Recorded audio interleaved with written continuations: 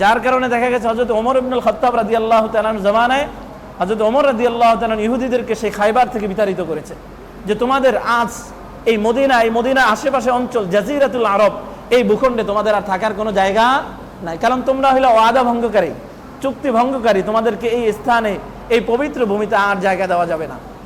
ওনাদেরকে জাজিরাতুল আরব থেকে বের করে দিলেন ইহুদিরা। তখন থেকে ইহুদিদের মধ্যে এক ধরনের জ্বালা পোড়া মুসলমানদের বিরুদ্ধে। আজকে যে ইসরায়েল আমাদের বিরুদ্ধে কেন অবস্থান করছে, এর পিছনে একটা অন্যতম কারণ হচ্ছে এরা আল্লাহর নবীর জামানায় গাদ্দারি করে মদিনা থেকে বহিষ্কার হয়েছেন, হযরত ওমরের জামানায় গাদ্দারি করে খায়বার থেকে বহিষ্কার হয়েছেন, যার কারণে কোরআনের মধ্যে তাদের বিরুদ্ধে আয়াত নাজিল হয়েছে যে দুরিবাত আলাইহিমুদ যিল্লাতু ওয়াল মাসকানা, এই জাতি যেখানে যাবে সেখানেই তাদের উপর আল্লাহর গজব নাজিল হবে, তারা শান্তিতে থাকতে পারবে না, তাদের কান্দে জিল্লতির এই দোষ, জিল্লতির এই আযাব সবসময় তারা বয়ে বেড়াবে। রাহমাতুল্লাহি ওয়া বারাকাতুহু।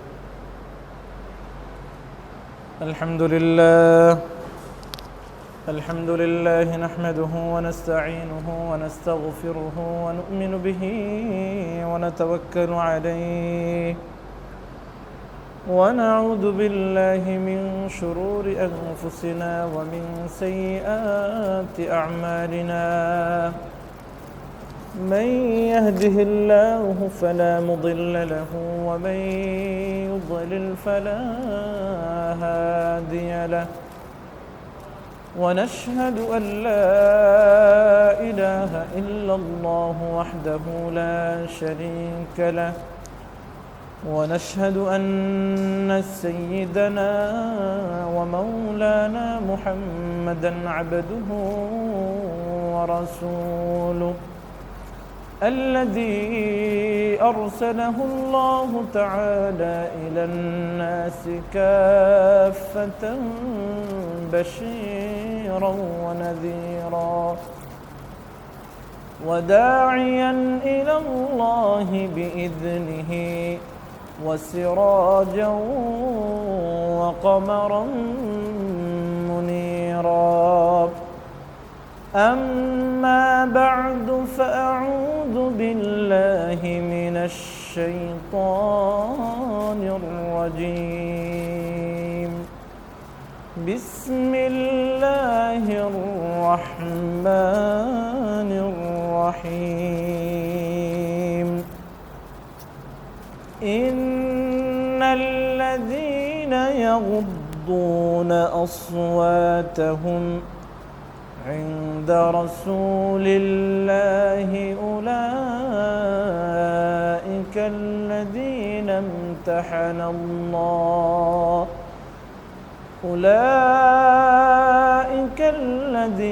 امتحن الله قلوبهم للتقوى لهم مغفرة وأجر عظيم صدق الله العظيم وصدق رسوله النبي الكريم ونحن على ذلك لمن الشاهدين والشاكرين الحمد لله আল্লাহ তাআলা শুকর যে আল্লাহ রাব্বুল ইজ্জাতুল জালাল আমাদেরকে এই পবিত্র জুমার দিনে, মুহররম মাসের এই পবিত্র জুমার দিনে মসজিদে আসার এবং বসার তৌফিক দিয়েছেন। এই জন্য সেই মহান মুনিবের দরবারে একবার কালিমাতুশ শুকর আদায় করি আলহামদুলিল্লাহ। আল্লাহ সুবহানাহু ওয়া তাআলা আমাদেরকে হায়াত দিয়েছেন বিধায় আমরা মসজিদে আসতে পেরেছি। এটা আল্লাহ তাআলার আমাদের প্রতি মহা অনুগ্রহ, মহা নেয়ামত। আল্লাহ সুবহানাহু ওয়া তাআলা আমাদেরকে অসুস্থ রাখতে পারতেন বা রোগাক্রান্ত করে রাখতে পারতেন, কিন্তু আল্লাহ সুবহানাহু ওয়া তাআলা আমাদেরকে সেটা করেননি, বরং আমাদেরকে সুস্থতার জীবন দিয়ে মসজিদে আসার, তার হুকুম পালন করার তৌফিক দিয়েছেন। এই জন্য সেই মহান মনিবের দরবারে অন্তঃস্থল থেকে শুকরিয়া জ্ঞাপন করি আলহামদুলিল্লাহ। মুআজ্জাজ মুহতারাম, সম্মানিত মুসল্লিয়ানে কেরাম, আমরা গত জুমাতে আলোচনা করেছিলাম যে সাহাবায়ে কেরামকে আল্লাহ সুবহানাহু ওয়া তাআলা নবীদের জন্য বাছাই করে করে বানিয়েছেন। নবীদের জন্য তাদের যে অনুসারী দরকার, যাদের মাধ্যমে দিন পুরো পৃথিবীর মধ্যে ছড়িয়ে পড়বে, যারা দিনকে পুরো পৃথিবীর মধ্যে ছড়িয়ে দিবে, এমন কিছু মানুষদেরকে আল্লাহ সুবহানাহু ওয়া তাআলা যুগে যুগে আম্বিয়া কেরামদেরকে আর আম্বিয়া কেরামের সঙ্গ দিয়েছেন, তাদেরকে বাছাই করে রেখেছেন যে এরা এই নবীর উম্মত হবে, এই নবীর সাহাবী হবে। এটা আল্লাহ সুবহানাহু ওয়া তাআলা একটা সিদ্ধান্ত ছিল। আল্লাহ সুবহানাহু ওয়া তাআলা আমাদের নবীর জন্য কিছু সাহাবায়ে কেরাম বানিয়েছেন, যারা আল্লাহর নবীর দ্বীনকে আমাদের পর্যন্ত পৌঁছে দিয়েছেন। সুবহানাল্লাহ। তো সে আলোচনা করছিলাম, সে আলোচনারই একটি অংশ আজকে আমরা আলোচনা করতে চাই। সেটি হচ্ছে এই মুহররম মাসের 10 তারিখে যেই ঐতিহাসিক ঘটনা ঘটেছিল, হযরতে হুসাইন রাদিয়াল্লাহু তাআলা আনহুর হত্যাকাণ্ড হয়েছিল এই মুহররম মাসের 10 তারিখে। মুহররম মাসের ফজিলতের গুরুত্বের তাৎপর্য আমরা আলোচনা করেছিলাম। তো সেই ধারাবাহিকতায় আজকে আমরা হযরত হুসাইন রাদিয়াল্লাহু তাআলা আনহু যে শাহাদাত বরণ করেছিলেন এই মুহররম মাসের 10 তারিখে, সেই প্রেক্ষাপট এবং মুসলিম বিশ্বে মুসলমানদের ইসলামী শাসক নির্বাচন করা যে পদ্ধতি, সেটা নিয়ে একটু আলোকপাত করার চেষ্টা করব ইনশাআল্লাহ। আল্লাহ সুবহানাহু ওয়া তাআলা আমাদেরকে যদি তৌফিক দান করেন। মুসলমান তারা তাদের শাসক কিভাবে নির্বাচন করবে, এটা কিন্তু সাহাবায়ে কেরাম দেখিয়েছে। ইসলামী বিশ্বের শাসক নির্বাচন করার 4টা পদ্ধতি রয়েছে। 1 নম্বর পদ্ধতি হচ্ছে যে ইশারা ইঙ্গিতের মাধ্যমে একজন শাসক নির্বাচিত হয়ে যায়। পূর্ববর্তী খলিফা পরবর্তী যে কোনো একজন ব্যক্তিকে ইশারা ইঙ্গিতের মাধ্যমে সমাজের জন্য একজন পথ নির্দেশক বা একজন খলিফা হিসাবে মনোনীত করে যান। নবী আকরাম সাল্লাল্লাহু আলাইহি ওয়াসাল্লাম দুনিয়াতে থাকা অবস্থায় উনি তো সবার প্রধান ছিলেন, খলিফাতুল মুসলিমিন ছিলেন, নবী ছিলেন। তো ওনার কর্ম, ওনার আদেশ সবার জন্য প্রযোজ্য ছিল। সাহাবায়ে কেরাম মেনে নিয়েছেন, পুরা মদিনার মানুষ মেনে নিয়েছেন, মক্কার মানুষ আল্লাহর নবীকে নবী হিসাবে মেনেছেন, তার আদেশকে পালন করার চেষ্টা করেছেন। এই মক্কা মদিনার গণ্ডি ছাড়িয়ে অন্যান্য অঞ্চলেও আল্লাহর রসুলের দিন পৌঁছার কারণে আল্লাহর রসুলের আদেশগুলোকে তারা সুন্দরভাবে মেনে নিয়েছেন, পালন করেছেন। আল্লাহর নবী সাল্লাল্লাহু আলাইহি ওয়াসাল্লামের পরে খলিফা হয়েছেন হযরত আবু বকর সিদ্দিক রাদিয়াল্লাহু তাআলা, খলিফাতুল মুসলিমিন, প্রেসিডেন্ট হয়েছেন, প্রধানমন্ত্রী যেটাকে আমরা বলি থাকি, তিনি খলিফাতুল মুসলিমিন হয়েছেন। আল্লাহর নবী সাল্লাল্লাহু আলাইহি ওয়াসাল্লাম কিন্তু স্পষ্ট কোথাও বলে যাননি যে আমার পরে খলিফা হবে হযরত আবু বকর। এই কথা ইসলামী ইতিহাসে কোথাও পাবেন না। আল্লাহর নবী স্পষ্টভাবে বলেননি, বরং ইশারা ইঙ্গিতের মাধ্যমে বলে গেছেন যে আমার পরে খলিফা হওয়ার যোগ্য একমাত্র হযরত আবু বকর সিদ্দিক রাদিয়াল্লাহু তাআলা। হযরত জুবাইর ইবনে মুতঈম রাদিয়াল্লাহু তাআলা আনহু হাদিসে এসেছে যে আন্না ইমরাতান ফাকাল্লামাত মা'আন নবী সাল্লাল্লাহু আলাইহি ওয়াসাল্লাম ফি আমরিন, যে আমরা নবী আকরাম সাল্লাল্লাহু আলাইহি ওয়াসাল্লামের কাছে বসা ছিলাম, এমত অবস্থায় একজন মহিলা এসে আল্লাহর নবীর সাথে কিছু বিষয় আলোচনা করলেন। ফাআমারা বিআমরিন, তো আল্লাহর নবী তাকে একটা আদেশ করলেন যে তুমি এই কাজটা করতে পারো। তখন ওই মহিলা আল্লাহর নবীকে জিজ্ঞেস করলেন, ইল্লাম আজিদকা, হে নবী আমি তো আপনাকে এখন পেয়েছি, এই জন্য আপনার থেকে আমরা সমাধান পেয়েছি, কিন্তু একটা সময় তো আসবে আপনি থাকবেন না, আপনি চলে যাবেন, কারণ সব মানুষ মারা যাবে। তো আপনি যে সময় থাকবেন না সেই সময় আমরা কার থেকে সমাধান নিব? আমাদের তো দুনিয়াবি আখেরাতের বিভিন্ন সমাধানের জরুরত আছে, তো আমরা তখন কার থেকে সমাধান নিব? এই প্রশ্ন আল্লাহ রসুলকে সেই মহিলা করেছিলেন।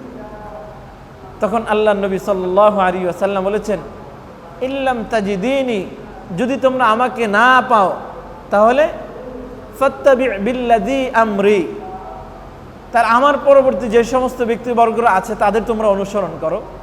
এই কথা বলার পর আল্লাহ নবী ফাআশারা ইলা আবি বকর রাদিয়াল্লাহু তাআলা, এরপরে আল্লাহ নবী ইশারা করছেন কার দিকে? আবু বকরের দিকে। মানে আমি তো থাকবো না, আমার পরে যদি তোমাদের কোনো বিষয় জানার যদি জরুরত হয় তাহলে তোমরা কি করবে? আমার পরে এই যে আবু বকর, এই আবু বকরের তোমরা কি করবা? অনুসরণ করবা। এটা কার কথা ছিল? আল্লাহ নবী সাল্লাল্লাহু আলাইহি ওয়াসাল্লামের কথা ছিল, আদেশ ছিল। আল্লাহ নবী এখানে স্পষ্ট করে বলে নাই যে আমার পরে নবী, আমার পরে খেলাফতের দায়িত্ব আবু বকর পালন করবে, এটা বলে নাই, মাত্র ইশারা করেছেন। এরপরে দেখেন হযরত আবু বকর সিদ্দিক রাদিয়াল্লাহু তাআলা কিন্তু আল্লাহ নবীর সব সময় সঙ্গে থাকতেন। সফরে, হদরে সবসময় আল্লাহ নবীর ডান পাশে হযরত আবু বকর সিদ্দিক রাদিয়াল্লাহু তাআলা আনহু সাহায্যকারী হিসেবে থাকতেন। মক্কায় আল্লাহ নবীর ডান পাশে, মদিনায় আল্লাহ নবীর ডান পাশে। হিজরতে যাচ্ছেন তো আল্লাহ নবীর সবসময় সঙ্গ দিয়েছেন হযরত আবু বকর সিদ্দিক রাদিয়াল্লাহু তাআলা আনহু। উহুদ পাহাড়ে উঠছেন, ডান পাশে আবু বকর, বাম পাশে হযরত ওমর। উহুদ পাহাড় থরথর করে কাঁপছে। আল্লাহ নবী উহুদ পাহাড়কে বললেন, এই উহুদ পাহাড়, তোমার কি বোধগম্য হচ্ছে না যা তোমার উপরে কে আছে? বলছে যে তোমার উপর একজন নবী আছে, তোমার উপর একজন সিদ্দিক আছে, তোমার উপর একজন ফারুক আছে। সুবহানাল্লাহ, তোমার উপর একজন নবী আছে, একজন সিদ্দিক আছে, একজন শহীদ আছে। নবী মানে আমি নবী, আর আমার ডান পাশে যে সে হচ্ছে আবু বকর সিদ্দিক, আর আমার বাম পাশে যে হযরত ওমর সে হচ্ছে শহীদ। সুবহানাল্লাহ। এরকম অনেক হাদিসের মধ্যে আল্লাহ নবীর পরে যে খলিফা হবেন আবু বকর, এটা কি দিয়েছেন? ইশারা দিয়েছেন। তাহলে আমরা এক নাম্বার পেয়েছি কি, যে ইশারার মাধ্যমে আল্লাহ নবীর পরে খলিফা নির্বাচন হয়েছে, ইশারার মাধ্যমে হযরত আবু বকর। তার মানে ইসলামী বিশ্বের খলিফা নির্বাচনের 4 পদ্ধতির প্রথম পদ্ধতি পেয়েছি যে ইশারা ইঙ্গিতের মাধ্যমে খলিফা বা প্রধানমন্ত্রী বা প্রেসিডেন্ট নির্বাচন হবে। দ্বিতীয় নাম্বার, ইশারা না বরং ডাইরেক্ট একবার আদেশের মাধ্যমে খলিফা নির্বাচন হবে। আপনারা সকলে জানেন হযরত আবু বকর সিদ্দিক রাদিয়াল্লাহু তাআলা আনহুর পরে খলিফা হয়েছেন কে? হযরত ওমর ইবনুল খাত্তাব রাদিয়াল্লাহু তাআলা আনহু। সকল ইতিহাস জানা আছে। আবু বকরের পরে খলিফা হয়েছেন হযরত ওমর রাদিয়াল্লাহু তাআলা আনহু, এটা তো আমাদের সকলের জানা আছে। আবু বকর যখন মারা যাবেন এর আগে উনি চিন্তা ফিকির করলেন যে আমার পরে খলিফা হওয়ার যোগ্য কে। তো সাহাবায়ে কেরামকে জিজ্ঞেস করলেন, এই সাহাবায়ে কেরাম বলেন তো আমার পরে খলিফা হওয়ার যোগ্য কে? তো এক একজনে এক মন্তব্য করলে যে উনি হতে পারেন, উনি হতে পারেন। তো হযরত আবু বকর স্পষ্ট ঘোষণা দিলেন, আরে আমার পরে তো একমাত্র খেলাফতের যোগ্য আমি হযরত ওমর কি পাই? হ্যাঁ, আমার পরে খেলাফতের যদি কেউ যোগ্য হয়ে থাকে তাহলে সে কে? হযরত ওমর রাদিয়াল্লাহু তাআলা আনহু। এবং বাস্তবিক তাই হয়েছে। এই স্পষ্ট ঘোষণা পরবর্তীতে দ্বিতীয় খলিফা হিসেবে বাইআত গ্রহণ করেছেন হযরতে ওমর ইবনুল খাত্তাব রাদিয়াল্লাহু তাআলা। এটা ছিল দ্বিতীয় পদ্ধতি। খলিফা নির্বাচনের তৃতীয় পদ্ধতি হচ্ছে যে না, আদেশ করে যাবেন না, বরং একটা কমিটি মজলিসে শুরা কায়েম করে যাবেন, যে তোমরা মশওয়ারা করে যাকে খলিফা বানাইবা, যাকে প্রধানমন্ত্রী বানাইবা, তিনি কি হবেন? খলিফাতুল মুসলিমিন, তিনি আমিরুল মুমিনিন হবেন। আপনারা সকলেই জানেন হযরত ওমর রাদিয়াল্লাহু তাআলা আনহু স্পষ্ট কাউকে খলিফা বানিয়ে যাননি, ইশারা ইঙ্গিতও বলে যাননি, বরং 6 সদস্যের আহলুস শুরা সাহাবায়ে কেরামের 6 জনকে একটা পরামর্শ কমিটি বানিয়েছেন যে তোমরা পরামর্শ করে তোমাদের পরে একজনকে কি বানাইবা? খলিফা বানাইবা। এবং তাই দেখা গেল হযরত আব্দুর রহমান ইবনে আউফ যে কমিটির অন্যতম একজন সদস্য ছিলেন, ওনারা সকলে মিলে হযরতে ওসমান ইবনে আফফান রাদিয়াল্লাহু তাআলা আনহুকে খলিফাতুল মুসলিমিন বানাইছে। এটা হলো 3 নাম্বার ইসলামী বিশ্বের খলিফা নির্বাচন হওয়ার 3 নাম্বার পদ্ধতি। 4 নাম্বার পদ্ধতি হচ্ছে যে না, মশওয়ারা না, ইশারাও করে যাবেন না, বা স্পষ্ট আদেশও করে যাবেন না, বা কোনো কি করে যাবেন না, খলিফা বোর্ডও তৈরি করে যাবেন না, বরং জনগণের উপর ছেড়ে দিবেন। জনগণের মধ্যে যারা জ্ঞানী, যারা গুণী, যারা হক বাতিলের মাঝে পার্থক্য করতে জানে, যারা নামাজ পড়তে জানে, যাদের মধ্যে শরীয়তের ইলম আছে, তারা কাউকে যদি খলিফা হিসেবে নির্বাচন করে নেয় যে আপনি খলিফা, আমরা আপনাকে আজ থেকে মেনে নেব, তাহলে সমাজের বাকি অন্যান্য সদস্যদের উপরও দায়িত্ব হয়ে যায় যে তারাও তাকে খলিফা হিসাবে মানতে হবে। হযরত ওসমান রাদিয়াল্লাহু তাআলা মারা যাওয়ার পর সবাই মিলে হযরত আলী রাদিয়াল্লাহু তাআলার হাতে বায়াত গ্রহণ করেছেন যে আপনি আজ থেকে আমাদের প্রধানমন্ত্রী, আজ থেকে আমাদের প্রেসিডেন্ট, আপনি আমাদের খলিফাতুল মুসলিমিন। তো হযরতে আলী রাদিয়াল্লাহু তাআলা হতে কিছু সাহাবায়ে কেরাম যখন বায়াত গ্রহণ করেছেন, যারা ছিলেন জ্ঞানী গুণী, যারা ছিলেন শরীয়তের ধারক বাহক, তো অন্যান্য সমস্ত সাহাবায়ে কেরাম পুরা দুনিয়ার উম্মত হযরতে আলীকে খলিফাতুল মুসলিমিন হিসেবে মেনে নিয়েছে। এটা হচ্ছে 4 নাম্বার পদ্ধতি। তাহলে খলিফা নির্বাচন হওয়ার ইসলামী বিশ্বের কয়টা পদ্ধতি? 4টা। 1 নাম্বার হচ্ছে ইশারা ইঙ্গিতের মাধ্যমে, যেমন হযরত আবু বকর নবীর ইশারার মাধ্যমে খলিফা হয়েছে। 2 নাম্বার হযরত ওমর কিসের মাধ্যমে? ডাইরেক্ট নাম ঘোষণা করার মাধ্যমে হযরত আবু বকর ঘোষণা করে গেছেন। 3 নাম্বার আহলুস শুরা বা কমিটির মাধ্যমে কয়েকজন মিলে আহলুস শুরা গঠন হবে, তারা যাকে খলিফা বানাবে তিনি খলিফা হবে, যেমন হযরত ওসমান ইবনে আফফান খলিফা হয়েছেন। 4 নাম্বার ইশারাও করে যাবেন না, বা ডাইরেক্ট নামও বলে যাবেন না, বা কোনো কমিটিও বানায় যাবেন না, বরং তার পরবর্তী জনগণ যারা এলেমওয়ালা, যারা আমলওয়ালা, যাদের হাতে কোরআন ও হাদিস আছে, তারা যদি কোনো ব্যক্তিকে খলিফা হিসেবে নির্বাচন করে, যেমন হযরত আলীকে জনগণ বানাইছে, তাহলে এইভাবে এই 4 পদ্ধতিতে ইসলামী বিশ্বের কি হয়, খলিফা নির্বাচন হয়। নবী আকরাম সাল্লাল্লাহু আলাইহি ওয়াসাল্লাম, সম্মানিত মুসল্লিয়ানে কেরাম, ইতিহাসগুলো আমাদের জানা দরকার। আজকে জানা না থাকার কারণে আমরা বিভিন্ন খপ্পরে পড়ি, শিয়াদের খপ্পরে পড়ি না, শিয়াদের খপ্পরে পড়ি, খারিজিদের খপ্পরে পড়ি, সাহাবায়ে কেরামকে দোষারোপ করি। এটা কেন?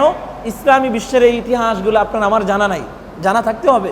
জানা না থাকলে আমরা জানবো না কে কোন পর্যায়ের ব্যক্তি ছিলেন, তিনি কি কোরআন হাদিসের ধারাবাহিক ছিলেন না তিনি ব্যক্তি পূজারী ছিলেন, এটা আমরা জানতে পারবো না। এই জন্য জানা দরকার। আল্লাহ নবী যখন দুনিয়া থেকে যান, তার পরবর্তী খলিফা কে হয়েছিল? হযরত আবু বকর।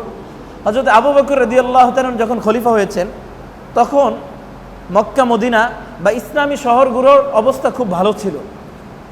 সেখানে কোনো ধরনের এরকম অরাজকতা ছিল না, বা দুশ্চরিত্রবান কোনো মুনাফিকের অবস্থা বা মুনাফিকের এরকম চরিত্র সামনে আসেনি। তারপরে হযরত ওমর ইবনুল খাত্তাব, হযরত ওমর ইবনুল খাত্তাবের ব্যাপারে তো বলা হয় যে হযরত ওমর যেই পথে, যেই রাস্তা দিয়ে হাঁটেন, শয়তান ওই রাস্তা দিয়ে হাঁটতে পারেন না। এত পরিমাণ ওনার জালালাতে তবিয়াত পুরা মুসলিম উম্মার উপর পড়েছে। যাই হোক, হযরত ওমর ইবনুল খাত্তাব রাদিয়াল্লাহু তাআলা আনহুর যুগে কোনো মুনাফিক সমাজের ঐক্য নষ্ট করার জন্য কেউ সাহস করতে পারেনি। আল্লাহর নবী যেই ঐক্যর উপর সাহাবায়ে কেরামকে রেখে গেছেন যে তোমরা এক অনেক থাকবে, ওয়াতাসিমু বিহাবলিল্লাহ, আল্লাহর যেই রুজ্জ কোরআন ও হাদিস তোমাদের কাছে দিয়ে গেছি, এটাকে তোমরা সকলে মিলে ঐক্য ধারণ করে থাকবে, এক হয়ে থাকবে, তোমরা বিচ্ছিন্ন হবে না। যার কারণে দেখা গেছে হযরত আবু বকরের জামানায় কোনো মুনাফিক সামনে আসতে পারে নাই, মুসলমানদের ঐক্য নষ্ট করতে পারে নাই। মুসলমানদের ঐক্য নষ্ট করতেই পারলে মুসলমানদের খেলাফত ব্যবস্থাকে ধ্বংস করা যাবে। এই জন্য আবু বকরের আমলে কেউ করতে পারে নাই, হযরত ওমরের আমলও কেউ করতে পারে নাই। কিন্তু দেখা গেল, সম্মানিত মুসলিম একরাম, যদি আপনারা ইতিহাস জানেন তাহলে অবশ্যই এই বিষয়টা আপনাদের জানা থাকবে যে আল্লাহ নবী সাল্লাল্লাহু আলাইহি ওয়াসাল্লাম যখন মদিনায় গিয়েছেন, মদিনায় কিছু ইহুদিরা বসবাস করত। 3টা গোত্র ছিল মদিনায়। ইহুদিদের কয়টা গোত্র ছিল? 3টা গোত্র। তাদের সাথে আল্লাহ নবীর চুক্তি হয়েছে যে আমি মদিনাতে আসছি, মদিনা অঞ্চলে পুরা মুসলমানদের এখন ক্ষমতা, অতএব আপনারা যদি এখানে থাকতে চান ইসলাম গ্রহণ করবেন, আর যদি ইসলাম দেব না, এটাই কথা। তা আল্লাহ নবী ইহুদিদেরকে মক্কা থেকে এই নিয়মের উপর, এই নিয়মকে ভঙ্গ করার কারণে তাদেরকে মক্কা থেকে বহিষ্কার করলেন। বহিষ্কার করার পরে ইহুদি জাতি খায়বার, অনেক দূরে একটা জায়গা, মদিনা থেকে অনেক দূরে, এই খায়বারে তারা তাদের আস্তানা গড়ল। খায়বারে যাওয়ার পর দেখা গেল সেখানেও তারা মুসলমানদের বিরুদ্ধে এরকম ষড়যন্ত্র শুরু করলো। আল্লাহ নবীর এক সাহাবীর এক দূতকে তারা সেই খায়বারে হত্যা করলো। আপনারা সকলেই জানেন যে দূতদেরকে হত্যা করা এটা কোনো ধর্মে জায়েজ নেই। এক দলের পক্ষ থেকে আরেক দলের কাছে যদি একজন দূত পাঠানো হয় চিঠি দিয়ে, ওনাকে বলা হয় দূত। এই দূতকে হত্যা করা কোনো বিধানে জায়েজ নেই, কোনো ধর্মে জায়েজ নেই, এবং বর্তমান বিশ্ব এটা জায়েজ নেই। আপনি এক রাষ্ট্র থেকে আরেক রাষ্ট্র বার্তাবাহক পাঠালেন, সেই বার্তাবাহককে যদি হত্যা করে তাহলে বোঝা গেল কি সেই রাষ্ট্রই আপনাদের বিরুদ্ধে অবস্থান করছে। এটাই বুঝে আসে। যাই হোক, এই খায়বার ইহুদিরা আল্লাহ নবীর সেই দূতকে হত্যা করেছে। যার কারণে দেখা গেছে হযরত ওমর ইবনুল খাত্তাব রাদিয়াল্লাহু তাআলা আনহু জামানায় হযরত ওমর রাদিয়াল্লাহু তাআলা ইহুদিদেরকে সেই খায়বার থেকে বিতাড়িত করেছে যে তোমাদের আজ এই মদিনা আশেপাশে অঞ্চল, জাজিরাতুল আরব, এই ভূখণ্ডে তোমাদের আর থাকার কোনো জায়গা নাই, কারণ তোমরা হইলে ওয়াদা ভঙ্গকারী, চুক্তি ভঙ্গকারী, তোমাদেরকে এই স্থানে, এই পবিত্র ভূমিতে আর জায়গা দেওয়া যাবে না। ওনাদেরকে জাজিরাতুল আরব থেকে বের করে দিলেন ইহুদিরা। তখন থেকে ইহুদিদের মধ্যে এক ধরনের জ্বালা পোড়া মুসলমানদের বিরুদ্ধে। আজকে যে ইসরায়েল আমাদের বিরুদ্ধে কেন অবস্থান করছে, এর পিছনে একটা অন্যতম কারণ হচ্ছে এরা আল্লাহ নবীর জামানায় গাদ্দারি করে মদিনা থেকে বহিষ্কার হয়েছেন, হযরত ওমরের জামানায় গাদ্দারি করে খায়বার থেকে বহিষ্কার হয়েছেন। যার কারণে কোরআনের মধ্যে তাদের বিরুদ্ধে আয়াত নাজিল হয়েছে যে দুরিবাত আলাইহিমুদ যিল্লাতু ওয়াল মাসকানা, এই জাতি যেখানে যাবে সেখানেই তাদের উপর আল্লাহর গজব নাজিল হবে, তারা শান্তিতে থাকতে পারবে না, তাদের কান্দে জিল্লতির এই দোষ, জিল্লতির এই আযাব সবসময় তারা বয়ে বেড়াবে। যার কারণে তারা এরকম মুসলমানদের বিরুদ্ধে ওই হযরত ওমরের জামানা থেকে শত্রুতা শুরু করেছে। কিভাবে মুসলমানদের ঐক্যকে নষ্ট করা যায়। আল্লাহ নবী যেই ঐক্য হযরত ওমরের মাধ্যমে প্রতিষ্ঠা করেছেন, আল্লাহ নবী যেই ঐক্য হযরত আবু বকরের মাধ্যমে প্রতিষ্ঠা করেছেন, এই ঐক্য কিভাবে নষ্ট করা যায়, আর নষ্ট করতে পারলে মুসলমানদের খেলাফত ব্যবস্থাকে ভাঙ্গা যাবে, তখন মুসলমানরা এরকম বিভক্ত হয়ে যাবে। আর যখন মুসলমানরা বিভক্ত হবে তাদের শক্তি কি হবে, নষ্ট হবে। এই ষড়যন্ত্রে তারা লিপ্ত হলো। হযরত ওমর রাদিয়াল্লাহু তাআলা আনহুর জমানায় তারা পারে নাই, কারণ ওমর এমন একজন সাহাবী যাকে দেখে দুনিয়ার শয়তান তো ভয় করত, প্রকৃতপক্ষে যেই শয়তান সেই শয়তানও তাকে ভয় পাইত। হযরত ওসমান রাদিয়াল্লাহু তাআলা আনহুর জমানা যখন চলছিল, আপনারা সকলেই জানেন ইসলামী বিশ্বের 6টা মূল কেন্দ্র। কয়টা মূল কেন্দ্র? 6টা মূল কেন্দ্র তৎকালীন ছিল। ইয়ামান ছিল একটা, ইয়ামান ছিল। মদিনাতুল মুনাওয়ারা ইসলামী বিশ্বের প্রাণ কেন্দ্র ছিল, ইসলামী বিশ্বের অন্যতম একটি শহর ছিল। বসরা ছিল, কুফা ছিল, শাম ছিল, মিশর ছিল। এই 6টি স্পট, এই 6টি শহর ছিল মুসলমানদের জায়গা, ঘাঁটি। তো তৎকালীন হযরত ওসমান রাদিয়াল্লাহু তাআলা আনহুর জামানায় দেখা গেল ইহুদিদের একজন বংশভূত, ইহুদিদেরই একজন লোক, তার নাম ছিল আব্দুল্লাহ ইবনে সাবা। নাম কি? একটু মুখস্থ রাখতে হবে, ইতিহাস তো মুখস্থ না রাখলে আমাদের জানা থাকবে না যে মুসলমানদের বিরুদ্ধে ঢুকে কারা মুসলমানদেরকে এরকম ভাগ করে আজকে মুসলমানরা বিভিন্ন ভাগে ভাগ হয়ে একে অপরের শত্রুতে রূপান্তরিত হয়েছে, এটা আমাদের জানতে হবে। এই আব্দুল্লাহ ইবনে সাবা ছিল ইহুদিদের লোক। আব্দুল্লাহ ইবনে সাবা জন্মগ্রহণ করার পর থেকে সে খুব মেধাবী ছিল, সে ছিল ইহুদি বংশভূত। তার মাথার ভিতরে একটা জিনিস সব সময় এরকম কাজ করত যে আমরা ইহুদিরা এত নির্যাতিত কেন, হ্যাঁ, এত মানে বিভিন্ন জায়গায় ছড়িয়ে ছিটানো কেন, বিভিন্ন শহরে আজকে আমরা নিজেদের কোনো বাসস্থান করতে পারি না কেন, এক সময় এখানে আরেক সময় এখানে, কখনো মদিনায় ছিলাম, কখনো মক্কায় ছিলাম, কখনো জাজিরাতুল আরবে ছিলাম, কখনো খায়বারে ছিলাম, আমাদের বংশধরদের এত অবনতি কেন? এই বংশধরদের অবনতিটাকে সে ফলো করেছে, সেখান থেকে বের হওয়ার জন্য মুসলমানদের বিরুদ্ধে ষড়যন্ত্র শুরু করেছে যে আমাদেরকে মুসলমানরা বিতাড়িত করেছে, তো মুসলমানদের মাঝে যে ঐক্য আছে সেই ঐক্যকে আমরা কি করে ছাড়বো, নষ্ট করে ছাড়বো, তাহলে মুসলমানদের মাঝে সম্পর্ক নষ্ট হবে। সে সর্বপ্রথম হযরত ওসমান ইবনে আফফান রাদিয়াল্লাহু তাআলা আনহুর খেলাফতকালে ইয়ামান থেকে মদিনা আসে। তখন হযরত ওসমান খলিফাতুল মুসলিমিন, প্রেসিডেন্ট ছিলেন মদিনার। হযরত ওসমানের কাছে এসে এই আব্দুল্লাহ ইবনে সাবা কালিমা পড়ে মুসলমান হয়েছে। কি হয়েছে? কালিমা পড়ে।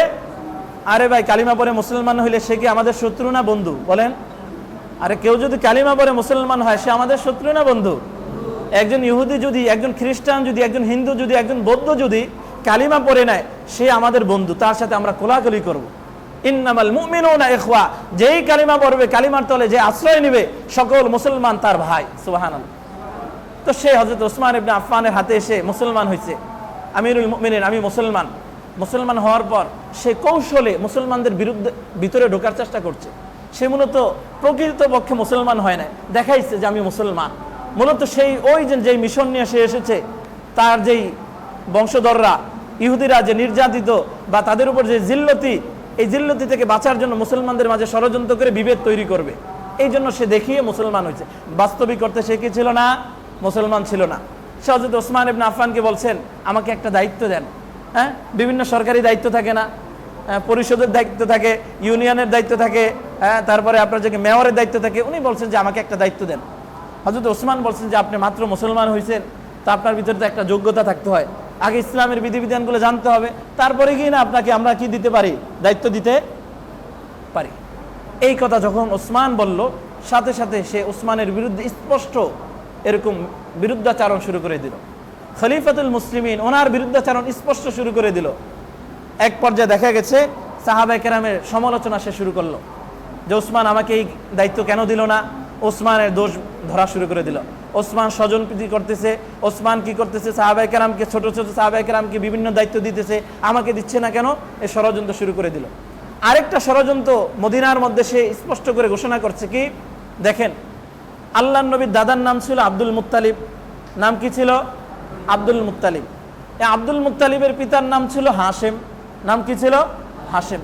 হাশেমের পিতার নাম ছিল আব্দে মানাফ। হাশেমের পিতার নাম ছিল কি?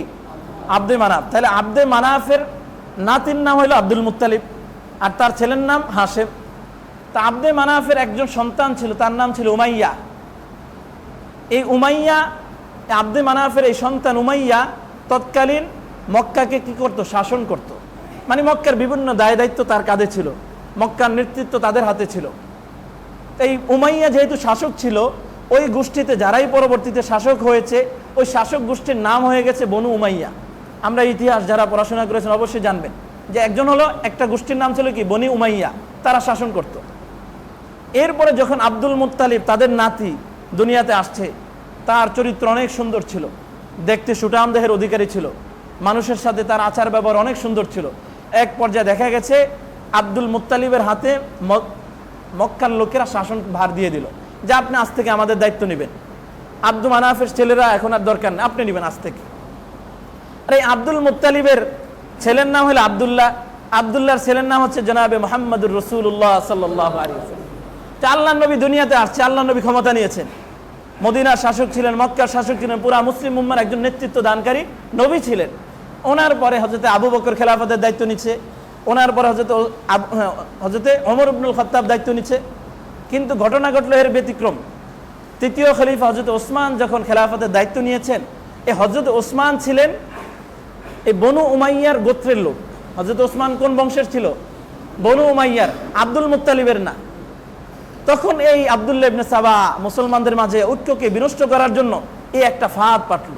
মদিনায় এরকম ঘোষণা করা শুরু করে দিল যে আরে ওসমানের পরে তো সাহাবী হযরত আলী আছে, আর আলী তো নবীর বংশ, আর নবীর বংশ মানে আব্দুল মুত্তালিবের বংশ, তাহলে খেলাফতের দায়িত্ব তো আব্দুল মুত্তালিবের বংশের ছিল, তারাই হকদার ছিল। তাহলে বনু উমাইয়ার লোক ওসমান কিভাবে খলিফা হয়? মদিনার মানুষদের মাঝে এটা ঘোলাটে করার চেষ্টা করতে থাকলো যে ওসমান তো খেলাফতের যোগ্য না, তাকে কেন খেলাফতের দায়িত্ব দেওয়া হলো? আরেকটা সে সাহাবায়ে কেরামের বিরুদ্ধে কুৎসা রটনা শুরু করে দিল। কি দেখেন,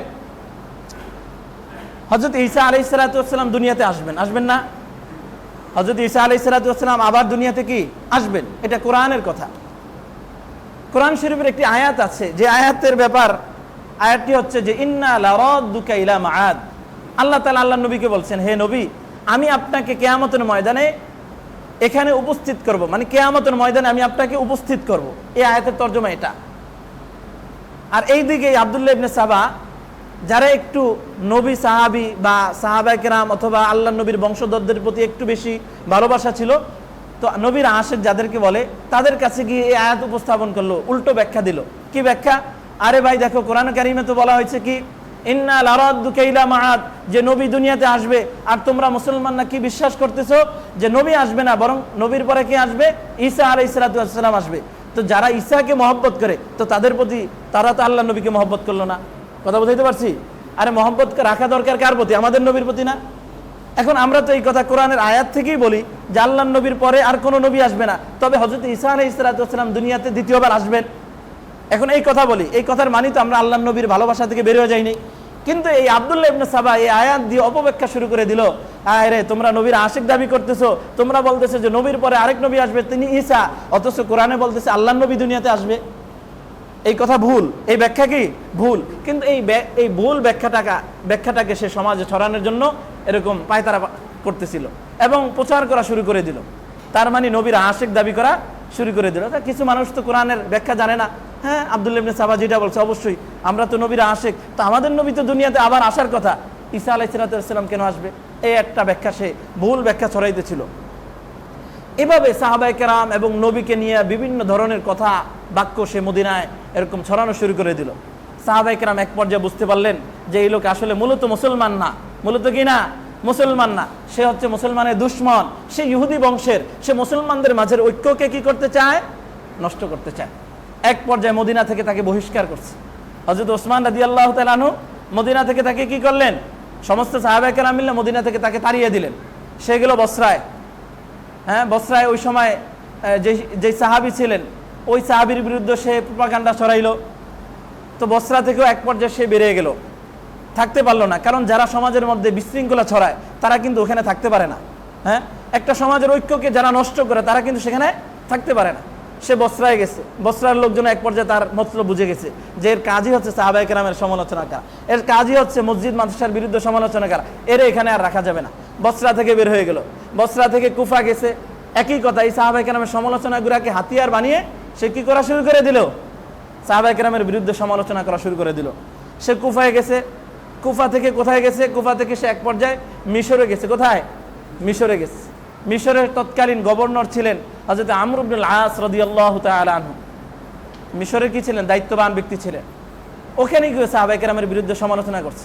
এক পর্যায়ে হযরত ওবাদা ইবনে সামিত রাদিয়াল্লাহু তাআলা আনহু যখন জানতে পারলেন যে আসলে এর মতলব ভালো না, তাকে ধরে একবার হযরত আমর ইবনুল আসের কাছে নিয়ে গেলেন যে দেখেন এ সাহাবায়ে কেরামের বিরুদ্ধে সমালোচনা করে। যাই হোক, সেখান থেকে সে বিতাড়িত হয়েছে। বিতাড়িত হওয়ার কারণে দেখেন ওই যে বিভিন্ন জায়গায় ছড়িয়ে ছিটিয়ে ছিল, কিছু তার এরকম মুরিদ তৈরি হয়েছে। এই মুরিদদেরকে নিয়ে সে এক পর্যায়ে মদিনায় আসছে। ঘটনা অনেক লম্বা, সময় খুব কম, আমি একটু সংক্ষেপ করছি। সে মদিনায় আসার পর হযরত ওসমান রাদিয়াল্লাহু তাআলা আনহুকে ক্ষমতা থেকে উচ্ছেদ করার জন্য, উৎখাত করার জন্য ওই যে কিছু মানুষ নিয়ে আসছে, এরকম বিক্ষোভ শুরু করে দিয়েছে। সময়টা ছিল জিলহজ মাস, জিলকদ মাস, মানে হজের মৌসুম। আর হজের মৌসুম আপনারা সকলেই জানেন, আলেম ওলামারা আর বিশিষ্ট জ্ঞানী গুণীরা বা যারা টাকা পয়সা যাদের সামর্থ্য আছে, যারা দিন ধার্মিক, তারা কোথায় যায়? হজে যায়, হজ করতে যায়। এলাকা স্বাভাবিক কি থাকে? শূন্য থাকে। আপনারা আমাদের এলাকার প্রতি খেয়াল করেন, হজের সময় কয়জন বড় বড় হুজুররা দেশে থাকেন? সবাই তো কোথায় যায়? হজ করতে যায়। তার মানে এলাকা শূন্য, বুঝমান মানুষের লোকের খুব কম অভাব থাকে। তো দেখা গেছে সমস্ত সাহাবায়ে কেরাম হজে গেছে। এই সময়টাকে মুখ্যম সময় বুঝে এই জিলকদ মাসে মদিনায় আসে হযরত ওসমান রাদিয়াল্লাহু তাআলা আনহু মদিনায়। কিন্তু হযরত আলী মদিনা থেকে হজ করতে যান না ওই বছর। সে এক পর্যায়ে একদিন জুমার নামাজে এরকম বিক্ষোভ শুরু করে দিল। জুমার নামাজে এরকম মিম্বরে এসে হযরত ওসমানের বিরুদ্ধে স্পষ্ট এরকম প্রোপাগান্ডা চালানো শুরু করে দিল। ওসমান এই খেয়ানত করেছে, ওসমান এরকম তাকে বেশি প্রাপ্য দিয়েছে, ওকে কম দিয়েছে, নিজের লোকদেরকে ক্ষমতায় বসাইছে, বিভিন্ন ধরনের প্রোপাগান্ডা চালিয়ে যাচ্ছিল। এক পর্যায়ে হযরত আলী রাদিয়াল্লাহু তাআলা আনহু জানতে পেরে তাকে ডাকলেন যে তোমার কি সমস্যা, তুমি ওসমানের বিরুদ্ধে কেন সমালোচনা করছো? হযরত আলী আরও কয়েকজন সাহাবায়ে কেরাম মিলে তাকে বোঝানোর চেষ্টা করেছেন এবং হযরত আলী লাস্ট পর্যায়ে তার অবস্থান থেকে বুঝতে পারলেন সে মূলত মুসলমান না, সে মূলত কি? ইহুদি। সে মূলত কি? ইহুদি। সে মুসলমান না। আলীর কাছে ধরা পড়ে গেল সে ইহুদি, সে মুসলমানদের ঐক্য নষ্ট করার জন্য আসছে। হযরত আলী রাদিয়াল্লাহু তাআলা স্পষ্ট তাকে জানিয়ে দিলেন, তুমি আজ থেকে এই মদিনা ত্যাগ করবা, মদিনায় আর আসবা না। আলী রাদিয়াল্লাহু তাআলা এই স্পষ্ট ঘোষণা শুনে সে মদিনা থেকে 3 কিলোমিটার দূরে চলে গেছে। কয় কিলোমিটার?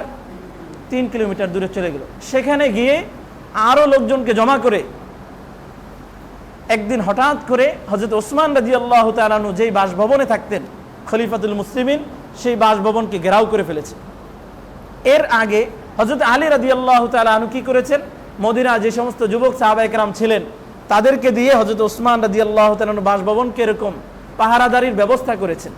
হ্যাঁ, পাহারাদারির ব্যবস্থা করেছেন যেন এই শয়তান মুসলমানদের মাঝে ঐক্যকে নষ্ট না করে এই সাহাবীকে যেন হত্যা না করতে পারে। যাই হোক, এক পর্যায়ে দেখা গেল কিছু যুবক 35 হিজরি ঘটনা, 35 হিজরিতে এই ঘটনা ঘটেছে। কিছু যুবক সামনে থেকে ঘরে যখন ঢুকতে পারেনি, পিছন থেকে দেয়াল টপকে জুমার দিন হযরত ওসমান রাদিয়াল্লাহু তাআলা কোরআন শরীফ পড়ছিলেন। এই কোরআনের এই যে মলাটবদ্ধ যে কোরআন আমরা দেখতে পাচ্ছি, এই কোরআনটা মূলত হযরত ওসমান জমা করেছিলেন। কে জমা করেছিলেন? কত বড় ওনার ফজিলত, কত বড় সফল উনি, কত বড় মর্যাদার সাহাবী। কিন্তু এই ইহুদি শয়তানরা এই আল্লাহর নবীর প্রিয় সাহাবী হযরত ওসমানকে জুমার দিন কোরআনের আয়াত তেলাওয়াত করছে, সূরাতুল বাকারার 127 নম্বর আয়াত, ফাসায়াকফিকাহুমুল্লাহ, যখন তেলাওয়াত করছিলেন, এই ইহুদি যুবকরা গিয়ে আল্লাহর নবীর এই প্রিয় পাত্র হযরত ওসমান রাদিয়াল্লাহু তাআলা আনহুকে হত্যা করে। কোরআন শরীফ যখন পড়ছিলেন, কোরআনের পাতার উপর ওনার শরীরে রক্ত পড়ছিল। হযরত ওসমান রাদিয়াল্লাহু তাআলা আনহু 35 হিজরিতে ইন্তেকাল করেন, শাহাদাত বরণ করেন। তা আমি যেই কথাটা বলছিলাম যে আল্লাহর নবী আমাদেরকে যে অবস্থায় রেখে গেছেন যে মুসলমানরা এক থাকবে, কি থাকবে? এক থাকবে, একভাবে থাকবে, ভাই ভাই থাকবে। মুসলমানরা সে যেখানে থাকুক না কেন, একজন আফ্রিকা আরেকজন বাংলাদেশ, কিন্তু সে তার বিপদে এগিয়ে আসবে। এই যে ঐক্যবদ্ধভাবে রেখে গেছেন, এই ঐক্যবদ্ধকে নষ্ট করার জন্য মূলত এই আব্দুল্লাহ ইবনে সাবার ষড়যন্ত্র ছিল। কথা বুঝাইতে পারছি? এই জন্য আপনার আমার বোঝা উচিত, ইসলামী দল দেশে থাকবে এবং দেখবেন একদল আরেক দলকে গালিগালাজ করে, তখন আপনার আমার বোঝা উচিত যে আসলে প্রকৃতপক্ষে যারা ইসলামকে প্রতিষ্ঠা করতে চায় তারা একজন আরেকজনকে গালি দিতে পারে না। তাহলে গালিটা দেয় কে? এ আপনার আমার বিরুদ্ধে এই যে আব্দুল্লাহ ইবনে সাবার মতো কিছু ষড়যন্ত্রকারী দুষ্কৃতিকারীরা ঢোকার পর ফেক আইডি দিয়ে কি করে, এক দল আরেক দলের বিরুদ্ধে প্রোপাগান্ডা ছড়ায়, গালি দেয়, খারাপ কটু বাক্য বলে। তখন আরেক দল কি মনে করে, আরে এই লোকটা আমাকে গালি দিল, অথচ আইডির নাম কি ওই দলে একজন বড় সমর্থক। তো স্বাভাবিক মনে হয় যে সেই দল করে আবার আমাদের ইসলামী দলকে গালিগালাজ করে। এই জন্য সম্মানিত মুসল্লিয়ানে কেরাম, আমাদেরকে বুঝতে হবে, আপনি আল্লাহকে বিশ্বাস করেন, আমি আল্লাহকে বিশ্বাস করি। আপনি মসজিদকে বিশ্বাস করেন, আমি মসজিদকে বিশ্বাস করি। আপনি এক কোরআনকে বিশ্বাস করেন, আমিও সেই কোরআনকে বিশ্বাস করি। আপনিও চান এই দুনিয়াতে, এই রাষ্ট্রে, এই দেশে ইসলামী খেলাফত ব্যবস্থা হোক, আল্লাহর আদেশ অনুযায়ী দেশ চলুক, কোরআন অনুযায়ী চলুক, আমিও তো চাই। তাহলে আপনাকে আমি গালি দেওয়ার কে, বা আপনি কেন আমাকে গালি দিবেন? এর থেকে আমাদের শিক্ষা হচ্ছে যে আপনি আমি কোনো শত্রু হতে পারি না। শত্রুতা মূলত অন্য জায়গা থেকে, শত্রুতা অন্য জায়গা থেকে আসছে। খেয়াল করতে হবে যে আপনার আমার বিরুদ্ধে শত্রুতা করতেছে কারা, এদেরকে চিহ্নিত করতে হবে। এদেরকে চিহ্নিত না করলে, আরে হযরত ওসমানের বিরুদ্ধে যদি ইহুদিরা ষড়যন্ত্র করতে পারে, তাহলে আপনি আমি কে? একটু আওয়াজ দিয়ে বলেন, আপনি আমি কে? হযরত ওসমানের বিরুদ্ধে যদি ষড়যন্ত্র করতে পারে, হযরত আলীর বিরুদ্ধে যদি ষড়যন্ত্র করতে পারে, অন্যান্য সাহাবায়ে কেরামের বিরুদ্ধে যদি ষড়যন্ত্র করে, আপনি আমি মুসলমান, আপনিও চান খেলাফত ব্যবস্থা কায়েম হোক, ইসলামী শাসন হোক, মানুষ তাদের ন্যায্য অধিকার পাক, বিচার সঠিক মতো পাক, এটা যদি সবাই পছন্দ করে, আমিও তো পছন্দ করি, তাহলে আপনি আমার বিরুদ্ধে বলবেন কে, আর আমি আপনার বিরুদ্ধে কেন বলবো? তার মানে বুঝতে হবে আমাদের বিরুদ্ধে শত্রু কিন্তু অন্য জায়গা থেকে। শত্রু সে ভারত থেকে আসবে, শত্রু সে আমেরিকা থেকে আসবে। আমাদের দেশে আপনি আমার শত্রু না, আমি আপনার শত্রু না, এই কথা বিশ্বাস করতে হবে। আল্লাহ তাআলা আমাদেরকে